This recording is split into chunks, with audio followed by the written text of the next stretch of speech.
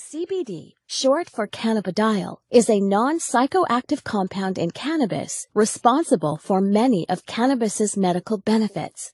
On the other hand, THC, short for tetrahydrocannabinol, is the psychoactive compound in marijuana that causes the high associated with cannabis use. They are two completely separate cannabinoids, which are a class of chemical compounds that interact with special receptors in our body called cannabinoid receptors. Dr. Sanjay Gupta, an American neurosurgeon and CNN's chief medical correspondent, changed his stance on the prohibition of cannabis while investigating its powerful therapeutic properties and witnessing CBD successfully treat Americans.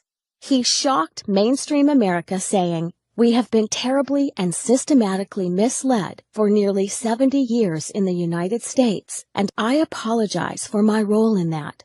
Through Dr. Gupta's review of the history of cannabis, he found that it has been a legitimate medicine for at least 3,000 years. And Dr. Gupta isn't alone in supporting cannabis research. The director of the National Institute on Drug Abuse, Dr. Nora Volkov, testified before the Senate saying that CBD appears to be a safe drug with no addictive effects, and the preliminary data suggests that it may have therapeutic value for a number of medical conditions. Research has shown that CBD can influence many conditions and bodily functions, including inflammation, neuropathic pain, autoimmune disease, energy regulation, metabolism, reproductive function, appetite, depression, anxiety, and even cancer.